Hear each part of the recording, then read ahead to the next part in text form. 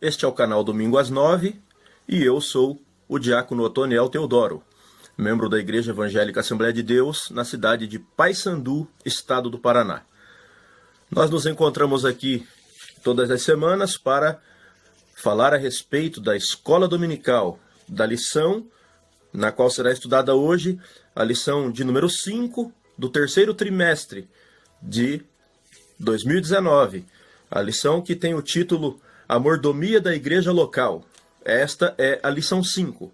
E eu quero pedir para você, com todo o carinho, que você se inscreva nesse canal e que deixe o seu like para que você possa receber os vídeos em primeira mão, assim que eu colocar os vídeos nesse canal, Domingo às 9, que é um canal de escola dominical, você vai ser o primeiro a receber o vídeo. Então, me abençoa e eu te abençoo com as lições. Nós não somos a unanimidade, nós não somos os portadores de toda a sabedoria, nós estamos aqui apenas para comentar a revista da Escola Dominical e trazer uma explanação da lição toda, não apenas de partes, da lição toda, para te ajudar a compreender. E nisto eu também sou abençoado, porque à medida que você comentar, eu também aprendo com você. Então, essa é a minha participação aqui nesse canal, abençoar a sua vida, comentando a respeito do assunto da revista da Escola Dominical.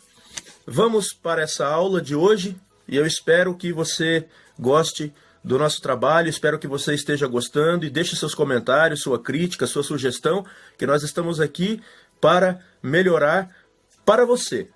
E também nós também vamos melhorando e as coisas vão chegando àquele nosso objetivo que é a perfeição, porque para Deus nós temos que fazer o melhor.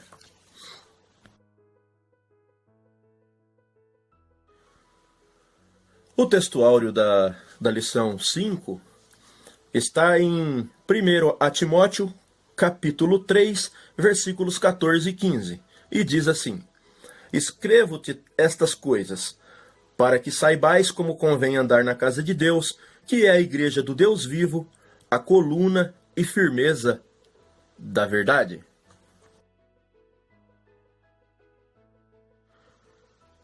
Para aumentar aqui o conteúdo do textuário, nós temos em 1 Timóteo capítulo 6, versículo 2, que diz assim: E os que têm senhores crentes, não os desprezem, por serem irmãos, antes os sirvam melhor, porque eles participam do benefício, são crentes e amados. Isso ensina e exorta. O que quer dizer isso?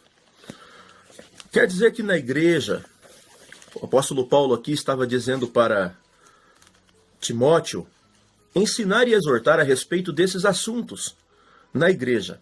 E o textuário diz assim: para que saibais como convém andar na casa de Deus, que é a igreja do Deus vivo, a coluna e firmeza da verdade.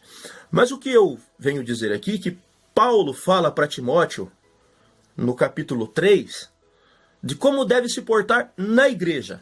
Mas no capítulo 6, ele ensina, ele diz para Timóteo exortar, ensinar e exortar sobre isto, que é como o crente deve se comportar no trabalho. Então o que nós vemos aqui é que a casa de Deus, a igreja, ela é um lugar onde deve ensinar para as pessoas que até ali vão, os cristãos, modos a se comportar dentro da igreja e fora da igreja. A igreja, ela precisa se preocupar com o comportamento do cristão no ambiente ali da comunhão com os irmãos e como viver fora também, para que nós possamos ser luz onde nós estivermos, para que o nosso comportamento profissional também mostre Cristo na nossa vida. Não apenas sermos crentes e sabermos como é o comportamento dentro da casa de Deus, mas também fora. Isso faz parte da mordomia da igreja local, ou seja, a administração das pessoas que estão ali, se preocupando com cada detalhe da vida dessas pessoas que frequentam a casa de Deus. E em 1 Timóteo também, no capítulo 6, versículos 11 e 12, fala a respeito de militar, levantar a bandeira do evangelho. E diz assim, em 1 Timóteo capítulo 6, versículos 11 e 12. Mas tu, ó homem de Deus, foge destas coisas e segue a justiça, a piedade, a fé, a caridade, a paciência e a mansidão.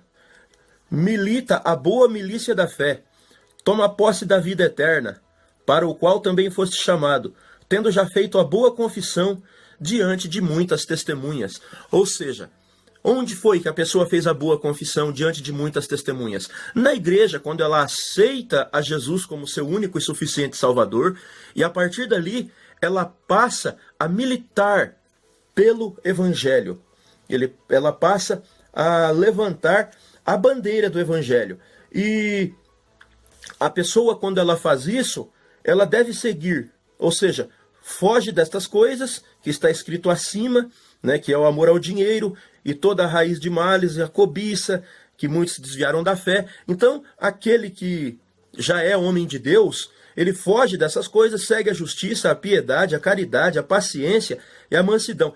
E milita a boa milícia da fé, ou seja, levanta a bandeira do Evangelho. E tem todas essas características aqui. Por quê? Porque já foste chamado tendo feito a boa confissão. Ou seja, quando você aceitou Jesus, diante de testemunhas, você fez essa confissão. Então agora compete a você a ser um ministro do Evangelho. E como diz no textuário, em 1 Timóteo capítulo 6, versículos 3 e 4, a igreja, ali Paulo diz para Timóteo ensinar a igreja como é que deve se comportar dentro da igreja. Então, como eu disse, se preocupando com o comportamento dentro e o comportamento fora. Isso é lição, é tarefa que cabe dentro da mordomia da igreja local. Se preocupar com o comportamento dos congregados dentro e fora.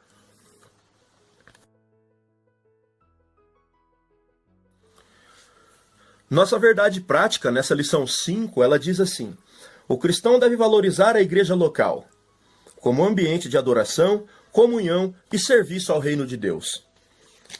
Nada mais do que isso. Como ambiente de adoração, comunhão e serviço ao reino de Deus. Ou seja, louvar a Deus, ter comunhão com os partícipes, né, com os participantes do corpo de Cristo, e serviço ao reino de Deus. Ou seja, trabalhar na seara, dentro da igreja. Fazer um trabalho que seja relevante ao reino de Deus. Que trabalho esse? Assistência social, predial, diaconia, ajudar no ambiente do culto, liderar grupos, evangelismo, intercessão, parte de louvor, coreografia, departamento infantil, círculo de oração, alguma coisa o cristão fazer dentro da casa de Deus como serviço ao reino de Deus. Isso é relevante para Deus, que você esteja trabalhando, porque o talento só é desenvolvido através da atividade. Você põe o seu talento em prática, você passa a praticar aquilo que você foi chamado a fazer. Então você está fazendo o seu talento ser valorizado. E outros talentos virão a partir do momento em que você exercita aquilo que você já tem dentro de você, aquela chamada especial que você tem. E outras coisas vão acontecer na tua vida. Agora, aquele que está acomodado, aquele que está no seu aconchego, na sua poltrona, sem preocupação, esse não tem como desenvolver a sua atividade. Agora, aquele que se preocupa em fazer algo que seja edificante para a igreja, relevante para o reino de Deus, esse, com toda certeza, vai aparecer novas atividades para ele na igreja. E ele, estando pronto para fazer aquilo que ele foi chamado, ele vai encarando novos desafios e o reino de Deus vai crescendo através do serviço que essa pessoa faz no reino de Deus. E Deus se agrada disso.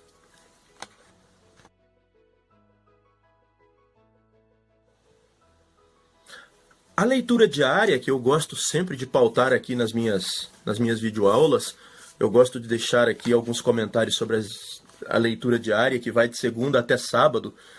E como não é diferente, eu faço isso em todas as aulas. A gente começa aqui pela segunda-feira, e o texto base da segunda-feira é Mateus capítulo 16, versículo 18. E tem o tema aqui: Jesus edifica a sua igreja. Vamos lá. Em Mateus capítulo 16, versículo 18, está escrito: Da mesma maneira eu te digo que tu és Pedro, e sobre esta pedra edificarei a minha igreja, e as portas do Hades não prevalecerão contra ela. Ou seja, quando ele disse, tu és Pedro, e sobre essa pedra edificarei a minha igreja, não é sobre o homem Simão Barjonas que ele queria edificar a igreja, mas sim nele como confessor da fé celestial, como Pedro, aquela pessoa que era destemida, aquela pessoa esforçada em fazer a vontade de Jesus Cristo. Jesus vê essa atitude em Pedro e fala assim: você vai ser o pastor da minha igreja. E através dessa fé de Pedro, essa confissão de fé celestial que Pedro tinha, Jesus confia a Pedro cuidar da igreja. Então, Pedro não foi o primeiro papa, Pedro não é o fundador da igreja. O fundador da igreja é Jesus Cristo. O que Jesus Cristo faz é apenas delegar a Pedro o cuidado das ovelhas de Jesus Cristo. Pedro é um pastor das ovelhas de Jesus Cristo. Então o que acontece é que Pedro é o primeiro responsável pela igreja. É essa a tarefa que Jesus deixa para Pedro, sendo Jesus o dono da igreja. A igreja é de Jesus Cristo, a igreja não é de Pedro, e Pedro não foi o primeiro papa. Pedro foi o primeiro pastor da igreja de Jerusalém, e não foi papa. Aí diz que as portas do inferno, ou do Sheol, ou do Hades, não prevalecerão contra ela. Ou seja, o mundo invisível, ou as portas da morte, ou em outras palavras, nunca vai perecer a igreja de Cristo. Alguns explicam os assaltos dos poderes das trevas, mas, embora isso expresse uma verdade gloriosa, provavelmente o primeiro sentido é aqui, ou seja, não tem levante do diabo, não tem poder das trevas, não tem o inferno, não tem homem na face da terra que vai prevalecer sobre a igreja. Foi Jesus quem disse que as portas do inferno, ou seja, o poder do inferno, e nenhum homem com esse poder infernal usado pelo diabo vai conseguir prevalecer contra a igreja. Vai se levantar, mas vai cair.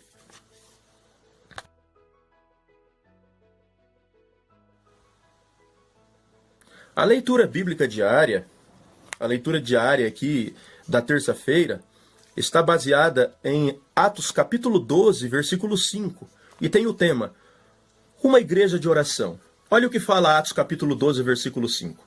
Assim, Pedro estava detido no cárcere, mas a igreja orava fervorosamente a Deus por ele. Ou seja, era uma igreja de oração. A igreja orava por ele.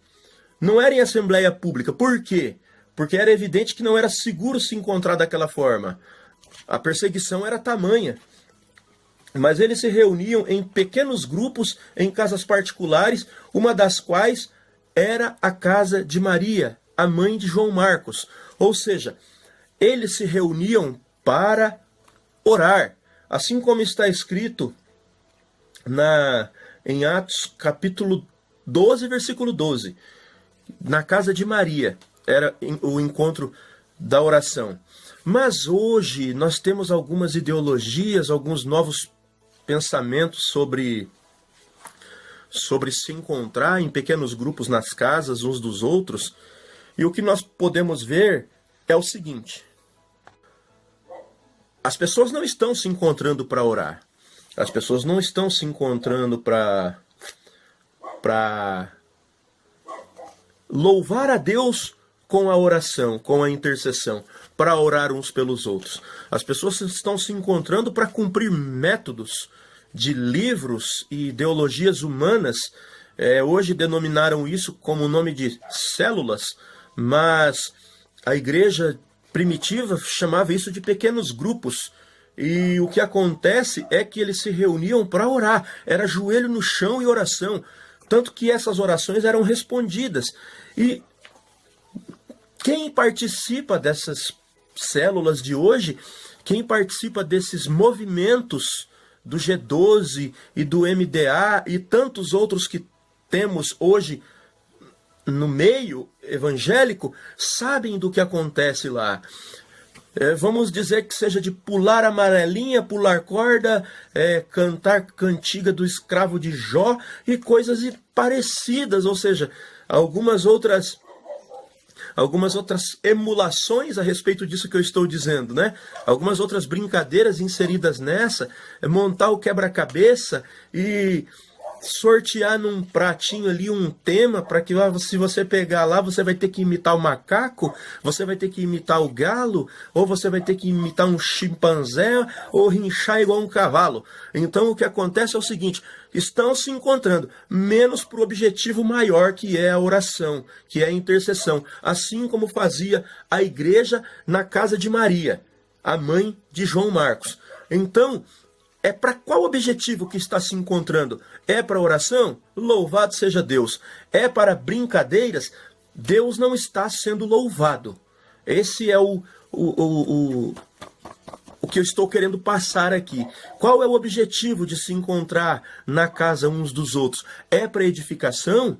É para crescimento espiritual? Vamos em frente, vamos avante. Agora, para brincadeirinhas, o parque de diversão e o playground estão de portas abertas para que isso aconteça. Menos nas casas dos irmãos, onde podem acontecer coisas piores se não existe um objetivo santo do encontro. Para que se encontrar se é para brincar? Se é para brincar, vamos no parque de diversão, vamos no shopping, vamos no playground, vamos em qualquer outro lugar. Menos dizer que está se encontrando entre irmãos para o crescimento espiritual.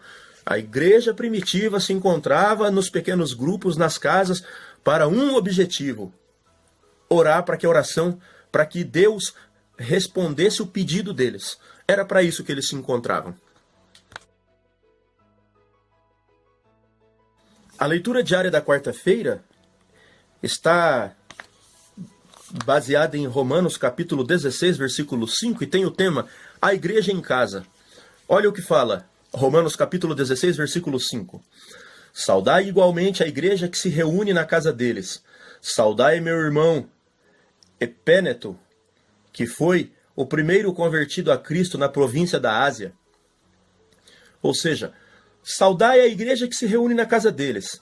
Ou seja, a Assembleia Cristã que se encontrou ali para o culto.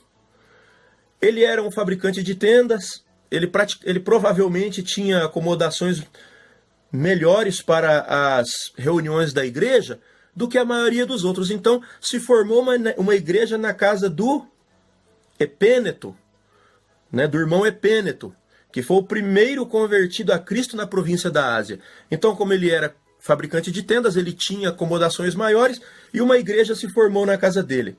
Mas por que esse povo se encontrava na casa de Epêneto? Era para um culto. Era para um culto em adoração a Deus. E não era para outros interesses. Tanto que essa carta, a carta aos Romanos, foi lida lá na casa de Epêneto. Por quê? Porque Paulo menciona isso. Ele sabia que lá era um lugar de culto. Então, Paulo menciona isso na carta aos Romanos para saudar a igreja que se encontra, que se reúne na casa deles. Então, era para um objetivo: cultuar. Não era para outros motivos, nas quais nós sabemos, cada um no seu local, para que é que alguns irmãos se encontram. E hoje nós podemos dizer, a nível quase que geral, muitas das vezes para fazer motim contra pastores e departamentos e ministérios. Não é esse o objetivo, não é essa a finalidade do encontro. A finalidade do encontro é para um culto de interesse peculiar. O interesse peculiar do cristão deve ser adorar a Deus. A leitura diária de quinta-feira está baseada em 1 aos Coríntios, capítulo 4, versículo 17. E tem um tema: igreja, um lugar de ensino. E olha o que fala, 1 aos Coríntios, capítulo 4, versículo 17. Por este motivo, estou vos enviando Timóteo, meu filho amado e fiel no Senhor, o qual vos trará à lembrança o modo como vivem Jesus Cristo e em conformidade com o que eu ensino por toda parte em todas as igrejas. Olha o que Timóteo foi fazer na igreja de Corinto, enviado por Paulo. Trazer à lembrança o modo como Paulo vivia em Jesus Cristo. Ou seja, ele diz, ele vos lembrará, vos trará a lembrança. Ou seja, Timóteo, pela sua conexão espiritual com Paulo, convertido por ele, era o mais adequado para lembrá-los, para lembrar aos coríntios da caminhada e do ensino do apóstolo Paulo, que em alguns aspectos, embora não completamente, eles tinham esquecido. Então, o que é que acontece? Paulo envia Timóteo para refrescar a memória da igreja de Corinto. Ou seja, como por todos os lugares eu ensino em cada igreja, um argumento implicando que o Espírito instruiu Paulo a ensinar em toda a parte. Também era necessário ensinar em Corinto. Ou seja, Paulo ensinava em todos os lugares. Ou seja, ele dizia, recebi do Senhor o que também vos ensinei. Aí ele encomenda a Timóteo para ir lá e dizer, não é da forma que vocês estão fazendo. É da forma que Paulo ensina. Paulo recebeu do Senhor, por isso ele vos ensinou. Eu estive lá com Paulo, eu sei como Paulo vive, então eu venho aqui para dizer para vocês que vocês devem imitar a Paulo, porque Paulo imita a Cristo. Vamos olhar mais para Paulo, porque Paulo ensinou a nós, aqui na igreja de Corinto, como é que Cristo quer que nós vivamos. Então, nós devemos, de vez em quando, nós como igreja, refrescar a nossa memória e ver se estamos fazendo aquilo que aprendemos realmente, para que não fujamos do caminho, para que não saiamos do caminho, para que não percamos o fio da meada, para que nós não esqueçamos de olhar para o alvo, que é Cristo, e esqueçamos de correr em direção ao prêmio da soberana vocação. Ou seja, temos que de vez em quando encontrar um Timóteo na nossa vida, para dar aquela chacoalhada, para que possamos voltar aos nossos primórdios, para que possamos voltar ao princípio daquilo que é o nosso objetivo. É necessário relembrar das coisas das quais professamos. É isso que a escola dominical faz, é relembrar a igreja daquilo que se é necessário para que se chegue até o céu.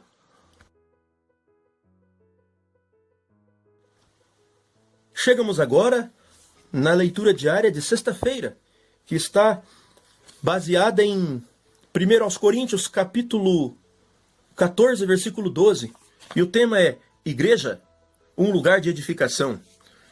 Assim, igualmente vós, visto que estáis desejosos por exercer os dons espirituais, procurai amadurecer naqueles que produzem edificação para o corpo de Cristo. Olha lá, se estáis desejosos por exercer os dons espirituais, procurai amadurecer naqueles que produzem edificação para o corpo de Cristo, ou seja, aquele que traga crescimento para a igreja. Igreja é um lugar de edificação, ou seja, nós devemos ser edificados na igreja. Os dons espirituais, literalmente espíritos, isto é, emanações do único Espírito, pois Deus reparte pelo seu Espírito Santo para cada crente, conforme Ele quer os dons espirituais. Mas nós devemos buscar os dons espirituais, mas buscar para ser excelentíssimos. Sabe para quê? Para a edificação da igreja. Não é para pessoa falar assim, porque eu tenho os 9 dons, porque eu tenho variedade de língua, porque eu tenho o discernimento, pois eu tenho o dom da sabedoria, o dom de maravilhas, eu profetizo. Cura, traga revelação, traga palavra de conhecimento, traga coisas que edifiquem a igreja, porque para edificar alguém é necessário estar cheio de Deus. Aí você tira de você e dá para a igreja, e a igreja se sente edificada com isso, porque você é vaso, e vaso tem que estar cheio para derramar aquilo que está em ti. E é transbordante, você vai se encher de novo, e você vai buscar, e vai se encher de novo, e vai buscar, e vai se enchendo, e vai distribuindo essa unção que está em você. A unção é transmitida para a igreja, e a igreja se edifica através dos dons espirituais que está em você. Não é para se sentir o tal, é para a edificação da igreja, é para crescimento do corpo de Cristo. Os dons são para isso. Não é para outra finalidade, é para a edificação do corpo de Cristo.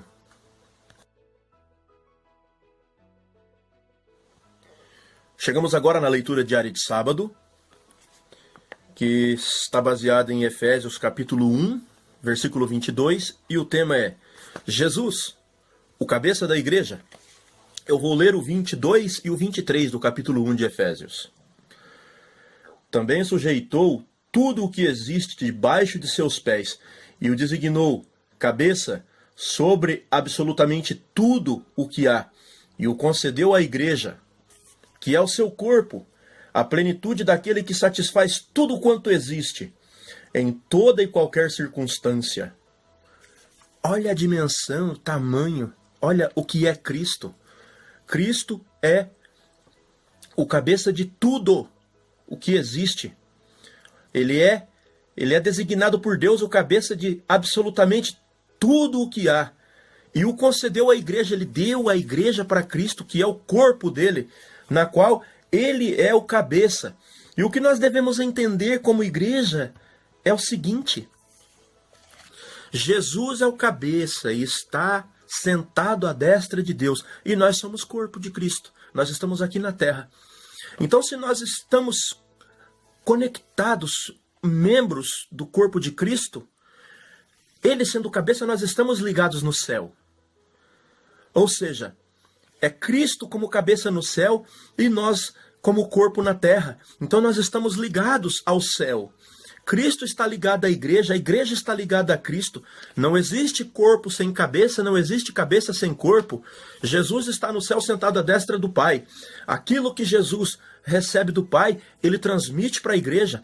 Aquilo que a igreja faz aqui na terra é chegado até Deus através de Cristo, que é o cabeça, que está sentado à destra do Pai. Olha que maravilha, olha que bênção é ser membro desse corpo que é a igreja, que é o corpo de Cristo. Olha o que está escrito aqui: Deus o concedeu. Deus o concedeu.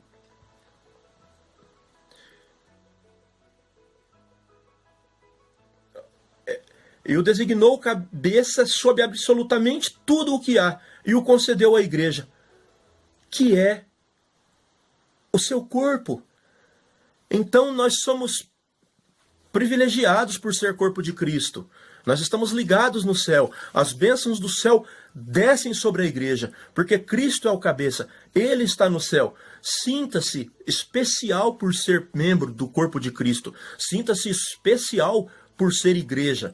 Sinta-se especial por estar conectado ao céu através de Cristo. Essa é a bênção para a sua vida, é estar conectado em Cristo. Então, nós estamos no céu, porque Cristo é o cabeça, nós somos o corpo. Nós estamos no céu, através de Cristo. E o que acontece no céu desce até nós. Nós recebemos a bênção direto do trono da graça. Jesus está lá, ele é o cabeça, nós somos o corpo. Então, isso é derramado até nós. sinta-se privilegiado, sinta-se abençoado, sinta-se parte dessa bênção, que é ser membro do corpo de Cristo. O objetivo geral dessa lição é expor que a igreja local é um ambiente de adoração, comunhão e serviço. Nós já falamos um pouco sobre isso aqui atrás, um pouco, né, na verdade prática. Então, é expor que a igreja local é um ambiente de adoração, comunhão e serviço. E os objetivos específicos dessa lição, o capítulo 1 é apresentar a mordomia dos bens espirituais. O capítulo 2, refletir sobre a mordomia da ação social da igreja. E o capítulo 3, conscientizar acerca da mordomia dos crentes na igreja local. Como eu ensinei naquele vídeo que fala sobre o trimestre, que foi o primeiro vídeo que eu fiz nesse canal, mordomia é administrar.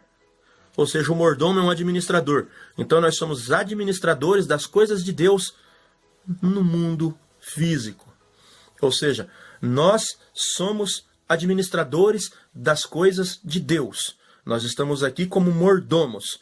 Então, mordomia é nada mais, nada menos que trabalho administrativo. Nós administramos aquilo que Deus nos requer que façamos como serviço para o seu reino. Então, nós somos trabalhadores da seara de Deus. Isso é mordomia.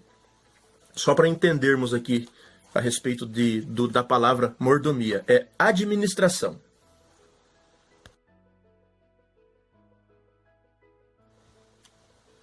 A introdução, ela diz que a igreja local é formada por pessoas que se reúnem para adorar e congregar e servir a Deus. E nessa lição, ela fala que vamos refletir sobre as nossas responsabilidades quanto ao lugar no qual desenvolvemos a nossa comunhão com o Pai Celeste e com os irmãos em Cristo. E que o Espírito Santo de Deus nos guie nesse estudo. É isso que esperamos, que o Espírito Santo nos guie, para que nós não venhamos falar ou fazer coisas da nossa vontade nos estudos bíblicos, na qual aplicamos para a igreja. Que o Espírito Santo nos guie nesse estudo. Capítulo 1 da lição, que tem o tema A Mordomia dos Bens Espirituais. O primeiro tópico aqui, o nome que se dá ao primeiro tópico o tema dele é A Mordomia e a Valorização da Palavra de Deus. Ele fala aqui que ao longo dos séculos Deus confiou a proclamação de sua palavra aos seus seguidores. E há mais de 1490 anos antes de Cristo, Deus fala através de Moisés. Depois ele fala através de outros profetas, a partir de Samuel até Malaquias. E nos últimos dias, Deus se revelou através do seu Filho, Jesus Cristo. Ou seja, é o Evangelho que chegou até nós, o Evangelho de Cristo. E aí, cabe a nós, aqui dentro desse capítulo, entra o nosso setor de trabalho na igreja. Olha o que fala aqui. Hoje, pastores, evangelistas, discipuladores e professores da escola dominical são os mordomos que cuidam da evangelização e do discipulado nas igrejas locais. Olha a importância que você tem. Não se sinta menor na casa de Deus, porque aos domingos de manhã não é tão frequentada a escola dominical. Eu posso dizer que em uma escola dominical, não muitos domingos distantes, eu fui até a escola dominical e estava 3 graus. Eu peguei a minha moto, fui até a igreja. Chegando lá estava o pastor, o vice-pastor e eu, que seria o professor de escola dominical. A decepção é grande, mas nós sabemos que nós fomos chamados para uma obra árdua, mas ela é uma obra valorosa e valiosa dentro da casa de Deus. Olha só, por isso todos devem zelar pela palavra de Deus, lendo-a e estudando-a em profundidade e realçando o seu inestimável e infinito valor. Nós somos chamados para uma grande obra, que é o ensino da palavra de Deus. E ela requer de nós um empenho. É estudar, estudar, estudar com profundeza. Porque nós devemos realçar o seu inestimável e infinito valor. Nós devemos levar essa joia, que é a palavra de Deus, às pessoas. É por isso que eu me coloco aqui para te ajudar. E você estando aí, você está me ajudando. Então, nós não estamos aqui em vão. Nós fazemos parte de um seleto grupo que leva o Evangelho, que ensina os pilares do ensino, da doutrina, da palavra de Deus, os princípios de como se adora a Deus. É esse o nosso valor. Nós não somos qualquer pessoa dentro do reino de Deus. Nós somos ministros do Evangelho. Sinta-se honrado pela chamada ao ensino. Você é mais que abençoado. Você é uma pessoa que Deus tem um olhar de amor para com você, porque você se preocupa em ensinar a sua palavra. Então, sinta-se abençoado, sinta-se valorizado por ser professor de escola dominical, professor ensinador em cultos de ensinamento, um discipulador, um evangelizador. Sinta-se valorizado dentro do reino de Deus. Você é especial para Deus. Se a mordomia da palavra de Deus for negligenciada, os prejuízos espirituais da congregação serão grandes e às vezes irremediáveis. Então, não negligencie essa mordomia, ou seja, administre bem o ensino da palavra de Deus. Seja um mordomo de Deus na área do ensino. Não se faça de rogado, porque poucas pessoas vão, ou qualquer coisa que venha atrapalhar você pensar em desistir desta grande obra na qual Deus confiou aos seus ombros, que está sob a sua responsabilidade. Vamos em frente, há muita obra para ser feita.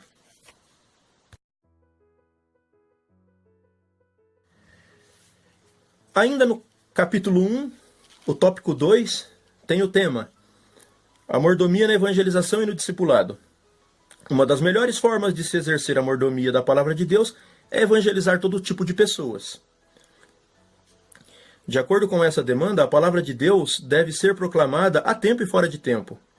Ou seja, em qualquer lugar onde você estiver, você tem que falar do amor de Deus. E onde não puder falar, leva o seu testemunho. Seja a bandeira, mesmo que em silêncio, mas com a sua vida, a bandeira do Evangelho está hasteada. As pessoas vão olhar para você e vão ver uma diferença. Somente a palavra de Deus pode transformar o interior das pessoas. Nós não temos o poder de mudar ninguém. Quem convence o homem do pecado, da justiça e do juízo é a palavra. Mas nós somos os portadores dessa palavra, nós temos que falar. Nós temos que nos mostrar, nós temos que nos fazer vistos. Aí nós estaremos fazendo a vontade de Deus. Nós temos que ser estandartes, baluartes, nós temos que ser bandeiras do Evangelho, nós temos que ser vistos pelo mundo, não ficar escondidinho. Nós temos que ser vistos, notados, para que o Evangelho seja nítido e notório na minha vida. E através disso eu venha alcançar pessoas e salvar essas pessoas para Deus. Então, nós devemos estar sempre com essa convicção em nossa mente, sempre com essa ideia de que nós somos bandeira, que nós devemos ser vistos. E bandeira não deve estar baixada, ela deve estar hasteada para que todos vejam. E a bandeira do Evangelho é a palavra de Deus. Então nós devemos estar pautados da palavra. Nós devemos ter testemunho de cristão, para que nós possamos ser vistos. Vamos lá. Todavia, paralelo à evangelização, deve ocorrer o discipulado eficaz, que é a mordomia da palavra exercida de maneira pessoal, no curto, médio e longo prazos. Sem discipulado não há aprofundamento da fé, perseverança, fidelidade e maturidade cristã. Isto é o que as estatísticas missionárias revelam. Onde há real discipulado, a maior parte das pessoas permanece em Cristo, mas quando o discipulado é ignorado, este dado cai vertiginosamente. Então, o que é importante é, nós como professores, alunos de escola dominical, é quando alguém se converte, a gente deve adotar essas pessoas e levar a palavra de Deus até eles. Se a tua igreja não tem um departamento de discipulado, que é aquele evangelismo pessoal depois que a pessoa se converte, ou até mesmo aqueles que são amigos do Evangelho e procuram a igreja e pedem um curso bíblico, somos nós, os professores de escola dominical e os ensinadores da igreja, que devem fazer esse tipo de trabalho. Então nós devemos estar sempre com isso em mente. É preciso jogar a semente, mas é preciso regar para que ela cresça. Esse é o discipulado. Nós devemos ter isso em mente, nós devemos zelar por aquilo que nós plantamos. Isso é discipulado. Ainda dentro do capítulo 1, tópico 3, que tem o tema A mordomia no uso dos dons espirituais, e diz assim: os dons espirituais são concedidos por Deus para dar poder e unção à igreja. Eles confirmam a pregação da palavra a fim de glorificar a Cristo. A Bíblia mostra que os dons espirituais foram confiados unicamente à igreja, ou seja, aos salvos. E diz assim o versículo de 1 Pedro, capítulo 4, versículo 10. Cada um administre aos outros o dom como o recebeu, como dons dispenseiros da multiforme graça de Deus. Ou seja, olha só, cada um administre aos outros o dom como o recebeu, ou seja, para ser administrado, repartido entre a igreja. Como bons dispenseiros da multiforme graça de Deus. O que é multiforme graça? A graça de Deus tem várias facetas, não é apenas uma coisa só. Deus não coloca em uma igreja só pessoas que profetizem. Deus não coloca em uma igreja só pessoas que curem. Deus não coloca em uma igreja só pessoas que tenham visões ou pessoas que tenham palavra de conhecimento. A multiforme graça de Deus, ela tem várias facetas. São 9 dons espirituais, na qual a igreja recebe esses 9 dons espirituais para ser usados para a edificação um dos outros. Não é para edificação própria, é para a edificação da igreja. Então cada um use conforme como bons dispenseiros da multiforme graça de Deus. É esse o objetivo do tópico 3 da lição, aqui no capítulo 1. Que nós devamos administrar bem aquilo que recebemos de Deus para crescimento da igreja. Capítulo 2, que tem o tema A mordomia da ação social da igreja, ou seja, a administração da ação social da igreja. O primeiro tópico aqui, ele diz assim: a assistência social no Antigo Testamento. E diz assim: no Antigo Testamento encontramos o fundamento para a obra de assistência social. Primeiro aqui nos Salmos. Davi diz assim: fui moço e agora sou velho, mas nunca vi um justo desamparado e nem a sua descendência a mendigar o pão. Isso está escrito no Salmo, no Salmo de número 37, versículo 25. Então, aqui já está explicado, eu apenas vou ler o que o pastor Elinaldo Rinovato escreveu. Está escrito assim: certamente, já com idade avançada, o salmista podia concluir que o Jeová Jirê, o Deus que provê, não desampara jamais aqueles que o servem. Você já fez uma ação social? Você já ajudou alguém? Você pensa que está abençoando aquela pessoa. Quem sai abençoado é você. Isso é uma troca. Leve alguma coisa de necessidade para alguém, algo que alguém necessita. Compartilha desse momento com essa pessoa e você vai ver o quão abençoado, o quão gratificante é isso. Você vai sair de lá abençoado. Eu digo isso por experiência, de que é bom estender a mão. É ótimo estender a mão. Tenho vários testemunhos para contar a respeito de coisas que eu fiz para abençoar alguém. Mas quem é abençoado sou eu.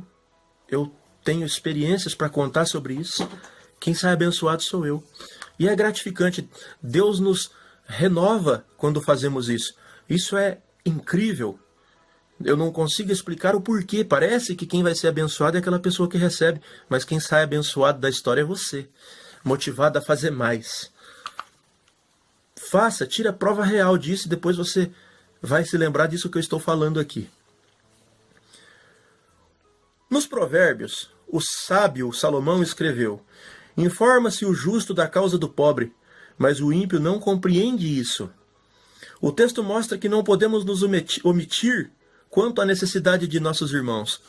Está na nossa responsabilidade ajudar o nosso próximo, aos nossos irmãos, aqueles que estão conosco na casa de Deus. Não é o ímpio, não é o desconhecido, não é o político, não é o vereador, não é o prefeito. Cabe a nós. Olha o que fala aqui, ó. Está muito claro aqui, ó. Informa-se o justo da causa do pobre, mas o ímpio não compreende isso. Então, a responsabilidade da igreja é mordomia da igreja. Cabe aqui dentro da mordomia da ação social da igreja. Ou seja, cabe à igreja administrar esse tipo de situação. Abençoar aqueles que se achegam até a igreja. Igreja não é lugar só de pessoas abastadas. Na igreja também tem aquelas pessoas que estão precisando. Sabe-se por qual necessidade? Não vem ao caso. São tantas as ocasiões que acontecem na vida, mas é necessário que a igreja esteja preparada para abençoar essas pessoas. O 3 aqui fala que os profetas também no Antigo Testamento, né? Isaías, o profeta messiânico, clamou pelos necessitados. Jeremias, o profeta das lágrimas, falou em defesa dos oprimidos. E o profeta Ezequiel não deixou de contribuir, prestando contra Jerusalém pela sua omissão em atender aos pobres. Que situação! Zacarias foi usado por Deus de igual modo para exortar sobre o cuidado com os necessitados, incluindo órfãos, viúvas e estrangeiros, como está escrito em Zacarias, capítulo 7, os versículos 9 e 10.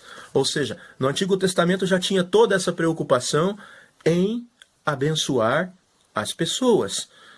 Davi falou, Salomão falou, profeta Isaías falou, Jeremias falou e Zacarias, Ezequiel falou também e Zacarias também falou. Já no tópico 2 aqui do capítulo 2, sobre a ação social da igreja, fala a assistência social no Novo Testamento. Aqui também encontramos fundamentos para a obra de assistência social. Olha só. 1. Nos evangelhos de Jesus, em seu ministério ele multiplicou pães 2 vezes para alimentar multidões. Isso indica que Jesus deu muita importância à necessidade de socorrer aos famintos. Assim, na igreja local, os cristãos têm o privilégio de prover o alimento necessário para aqueles que necessitam do pão cotidiano. Nós devemos ajudar os nossos irmãos. Nós devemos nos preocupar com a situação dos nossos irmãos. Isso faz parte da mordomia da assistência social da igreja. Isso é uma responsabilidade da igreja. Como eu disse antes, não é do vereador, não é do deputado, não é do presidente. É da igreja. A igreja é invencível. A igreja tem poder. E ela pode fazer a ação social dentro dela. Nos Atos dos Apóstolos, os diáconos foram escolhidos para cuidar da assistência social da igreja. Tal trabalho foi considerado pelos apóstolos um importante negócio. Dentre as características da igreja primitiva, vemos que os crentes tinham tudo em comum. O que é meu é seu. Eu não posso pensar que é meu, só meu.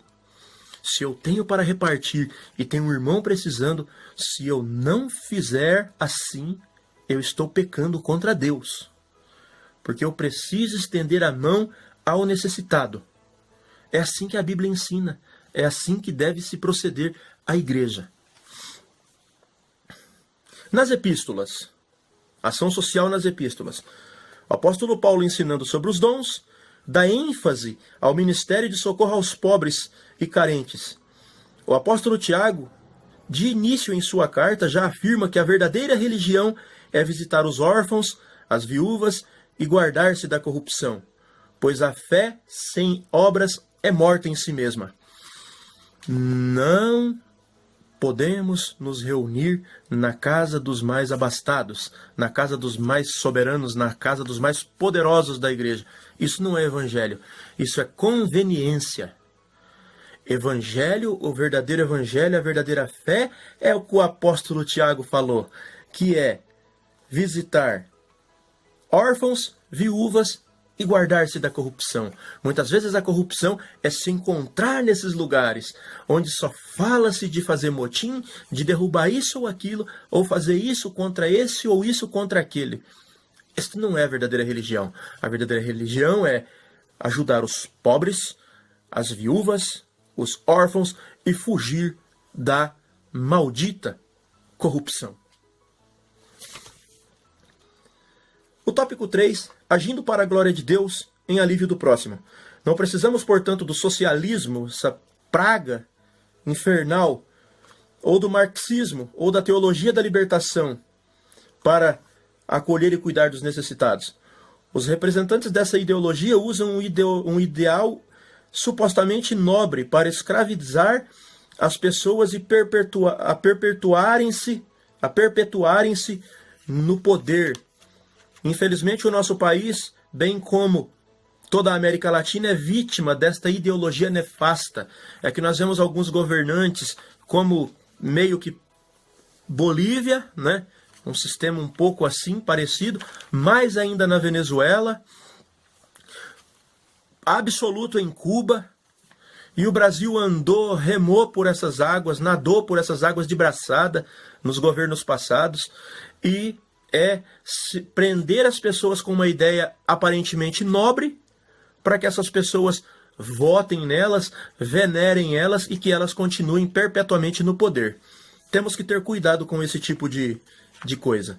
O fundamento da igreja local para a prática social está nos salmistas, nos profetas, em Cristo e nos apóstolos, ou seja, em toda a Bíblia. A igreja de Cristo deve socorrer os menos favorecidos, porque o amor de Deus está em nós, e, portanto, devemos amar ao nosso semelhante, como está escrito em Marcos 12, 30, 31 e Gálatas 2, 10.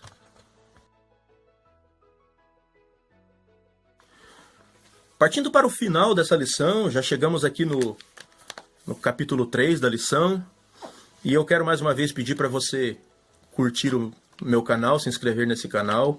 Eu espero que isso seja bênção para a sua vida. Nós estaremos aqui sempre trazendo as lições. Procuro fazer de maneira antecipada para que você possa pôr aí na sua agenda, estudar a sua lição, aprender comigo e eu aprender com você. E a gente vai crescendo juntos. Então curte o canal, inscreve-se no canal, ativa o sininho ali e faça parte desse grupo, desse canal, domingo às 9. Domingo às 9, nada mais, nada menos, é a Escola Dominical. É esse o nome desse canal. Domingo às 9. Domingo às 9 é a Escola Dominical. Vamos lá. A mordomia dos crentes na igreja local. Em primeiro lugar, é preciso congregar. Olha aqui um problema dos dias de hoje. É notório o crescimento dos desigrejados. Não temos espaço aqui para entrar em detalhes sobre o fenômeno. Entretanto, um dos maiores perigos desse movimento é a falsa ideia de que a igreja sou eu. Não preciso frequentar os cultos regulares nem ser membro de uma igreja local. Ora, não é isso que a Bíblia ensina, mas exatamente ensina ao contrário, não deixando a nossa congregação como é o costume de alguns. Hebreus 10, 25.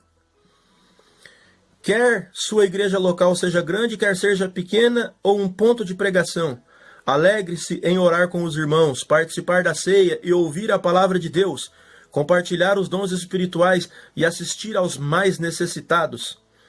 Tenha alegria em congregar. Ame a Cristo, o cabeça, mas ame também a igreja, o seu corpo. Ou seja, nós devemos amar a Cristo e estar em comunhão com os nossos irmãos, que é o corpo de Cristo. Eu, sozinho, não sou ninguém, mas eu, junto com os meus irmãos, eu sou mais forte. É isso que acontece o corpo.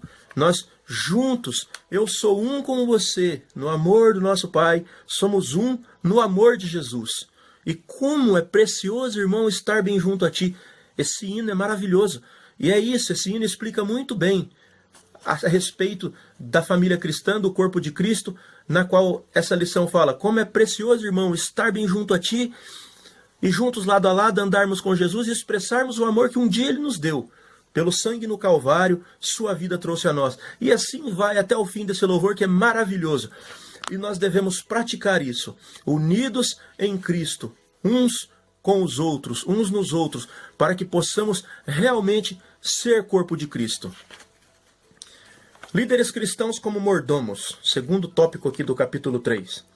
Os pastores das igrejas locais, como mordomos cristãos, têm grande responsabilidade diante de Deus pelas almas que lhes são confiadas. Pastor tem uma responsabilidade grandiosa pelas almas que Deus confiou a ele. Maior responsabilidade está no ombro dos pastores. Essa responsabilidade está amparada no próprio exemplo de Jesus, nosso Senhor. Ele nos ensina como cuidar das almas que o Pai nos confiou. Ele lavou os pés aos discípulos e ensinou: entendeis o que vos tenho feito? Porque eu vos dei o exemplo, para que, como eu vos fiz, façai vós também. Aqui está bem claro que nenhum líder deve se comportar como o maior entre os outros, inacessíveis aos humildes servos do Senhor. Mas todos devem fazer parte da irmandade da bacia da toalha. Olha que interessante isso aqui. Essa perspectiva consciente da liderança evangélica é o mais eficaz antídoto contra o orgulho. Ou seja, é melhor descer, estar entre os outros, do que se colocar em um lugar de destaque e ser orgulhoso.